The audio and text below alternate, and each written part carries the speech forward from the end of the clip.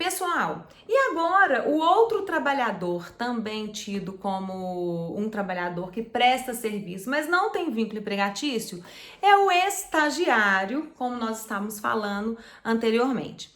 Bom, antes de mais nada, eu gostaria que vocês entendessem que estagiário é muito diferente do aprendiz. O aprendiz tem vínculo empregatício, tá? O estagiário não tem vínculo empregatício. E neste cenário, nós temos que lembrar que se um tem vínculo empregatício e o outro não tem vínculo empregatício, é que nós estamos lidando com pessoas, com trabalhadores completamente diferentes. O que eles têm em comum? Que o ato é de ensinar, tanto o aprendiz quanto o estagiário, ele tá ali num ato de conseguir assim, absorver o maior número de informações diante da sua profissão ou diante do seu estágio. Mas, por sua vez, o aprendiz, ele tem vínculo empregatício por outros formatos. O estagiário, ele não tem vínculo empregatício justamente porque a própria disposição legal é expressa. Ela fala que o estagiário não terá vínculo empregatício. Porém, ele tem muitos direitos, inclusive até mesmo de receber uma bolsa estágio. Mas o artigo 1º da Lei 11.788 de 2008, ela já fala o que é o estágio. Então, olha só, pessoal. Estágio é o ato educativo escolar. O objetivo é a prestação dos educandos para o trabalho produtivo. Eles deverão estar frequentando o ensino regular em instituições de educação superior, de educação profissional, de ensino médio, da educação especial e dos anos finais do ensino fundamental, na modalidade profissional da educação de jovens e adultos. Então, eu não sei se vocês vão conseguir verificar, mas estes daqui são os como é que fala? Os estagiários, aqui são os estagiários que podem, aliás, os estudantes que podem ser estagiários, tá vendo? Ensino superior, educação profissional nível médio, ensino médio, eu não tô conseguindo regular, estudante de educação especial e os anos finais. Isso é o que está escrito na lei. O que nós temos que identificar também é que existe o estágio obrigatório e existe o estágio curricular. Quando a gente fala, aliás, o estágio curricular ou obrigatório ou o estágio extracurricular e não obrigatório. Quando vocês chegarem ao 7º período, vocês terão que fazer o estágio obrigatório, porque ele é curricular. E esse estágio, ele não vai ter vínculo empregatício e para que ele tenha validade, por exemplo, para a faculdade, obrigatoriamente tem que ter um termo de compromisso que ele é triangular. Esse termo de compromisso, ele é assinado pelo estagiário, pela escola, pela faculdade e pelo escritório de advocacia. Então, no nosso caso aqui do direito. Então, nós tem que ter uma tríplice junção aí para que esse termo de consentimento, esse termo de compromisso seja realmente validado. O estágio, então, quando a gente fala de estágio curricular ou estágio obrigatório, é esse justamente quando vocês têm que passar por essa obrigação de estágio. O outro estágio extracurricular, constitui em faculdade do estudante realizá-lo ou não, sendo que a nossa análise para fins trabalhistas, a gente fala sempre no estágio curricular, né? Que é onde aquele trabalhador que não tem vínculo empregatício, ele executa obrigações, ele tem jornada de trabalho. Vou ler para vocês aqui um trechinho que fala Evólia Bonfim, que ela fala o seguinte, ó, o estágio faz parte do projeto pedagógico do curso e poderá ser obrigatório ou não, pois depende das diretrizes curriculares. Observados os pontos chaves para a não caracterização do vínculo empregatício, como matrícula e frequência regular do educando, celebração do termo de compromisso entre o educando, celebração parte concedente do estágio e a instituição de ensino. Compatibilidade entre as atividades desenvolvidas no estágio e aquelas previstas no termo do compromisso, porque se o estágio é ato de ensinar e educar, nós não podemos dizer que o estágio ele pode ser utilizado para outro fim. Eu tenho um estagiário, gente, algumas coisas acontecem, né? Não é que foge do cenário, mas 90% do tempo do estagiário dentro do escritório, ele está dedicado a ações, a ler jurisprudência, a fazer uma análise crítica daquele processo. 90% é assim. Os outros 10%, ele pode ser, às vezes, de atender o telefone, às vezes de fazer um pagamento de umas custas no banco, né? Isso é possível? A princípio, quando você for fazer uma interpretação literal da lei, não, porque o estágio ele tem que ser 100% do tempo voltado àquele compromisso firmado. Tanto é que está aqui, compatibilidade entre as atividades desenvolvidas no estágio e aquelas previstas no termo de compromisso. Mas também, como eu, por exemplo, gostei muito de fazer estágio, achei que foi muito valioso, a gente se submete a algumas pequenas desvirtuações em relação a isso. Mas o estagiário, ele é uma via de mão dupla muito bem-vinda, porque é tão bom para o estagiário quanto é bom para o profissional que tenha um estagiário.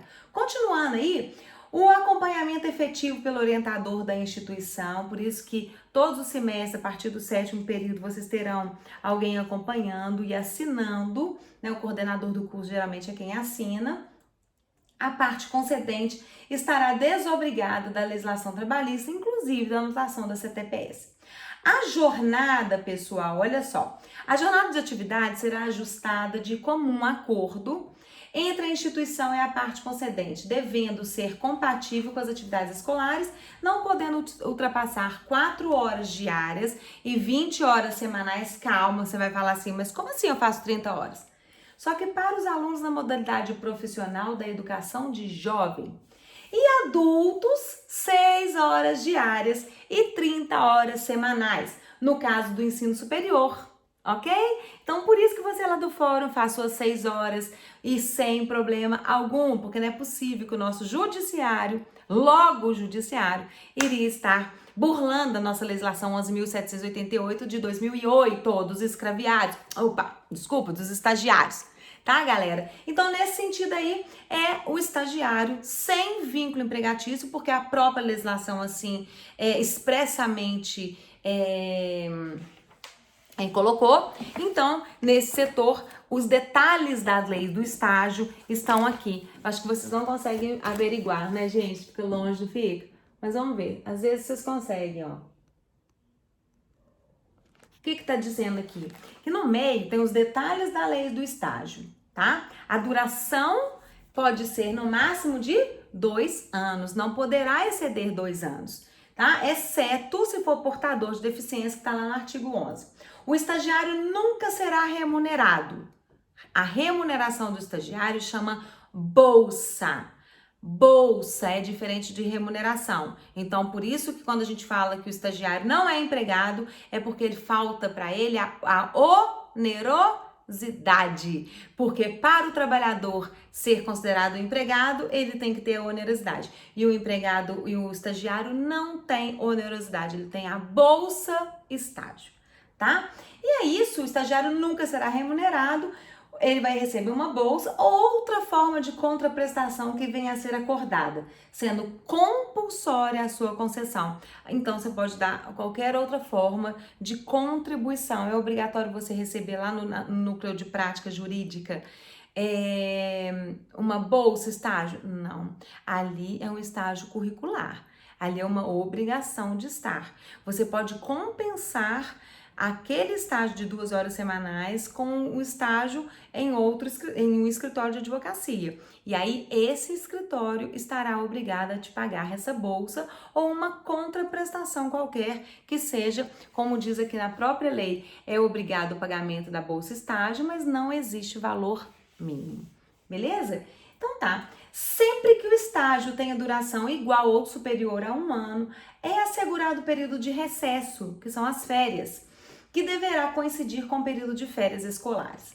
No caso do estagiário receber uma bolsa-ajuda, ele também receberá durante o recesso sem dobra o acréscimo de 1/3. Então, as férias que recebe, vamos imaginar que o estagiário receba R$ 500, ele vai receber 1/3 a mais desses R$ 500. Então, ele vai receber 175 mais 500 em função das férias. Podem conceder estágios quem? Os profissionais liberais, as autarquias, as fundações públicas e as empresas. Então, quase todos podemos oferecer aqui os estágios para os estagiários. Casa de família pode? Não, você vai fazer o estágio de quê? Não tem condição. Então, pode profissional liberal, pode autarquia, fundações públicas e empresas.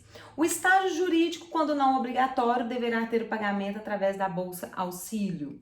O estágio estagiário é diferente de aprendiz. O primeiro não é empregado. O segundo sempre será empregado no contrato de trabalho, beleza? E aí, a diferença entre estágio e contrato de trabalho é que o primeiro, o objetivo é formação profissional, embora haja pessoalidade, subordinação, continuidade e certa contraprestação. Só que o estágio, o contrato de estágio chamado termo de compromisso, de ajuste, né? Um termo de ajuste de compromisso que é triangular, tem uma tríplice, 3 pessoas aí que devem ser assinado. Ele sim, ele tem que tomar cuidado, porque esse tem que existir, tá? E aí ele tira a obrigatoriedade do pagamento como vínculo empregatício. Beleza, pessoal? Galera, olha só, como nós falamos então, desses trabalhadores especiais sem vínculo empregatício, eu gostaria de fazer somente uma conclusão aqui para vocês.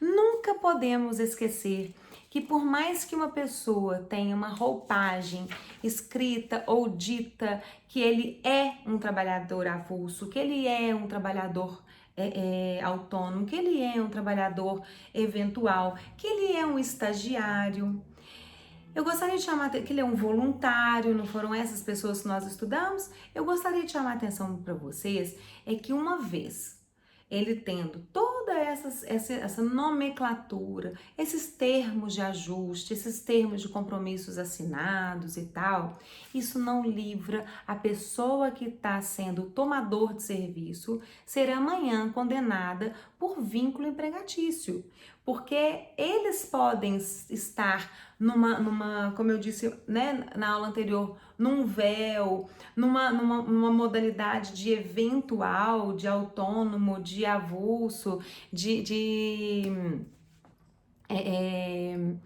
um trabalhador sem vínculo empregatício, ou até mesmo de um estagiário, mas que na verdade ele cumpre função de empregado.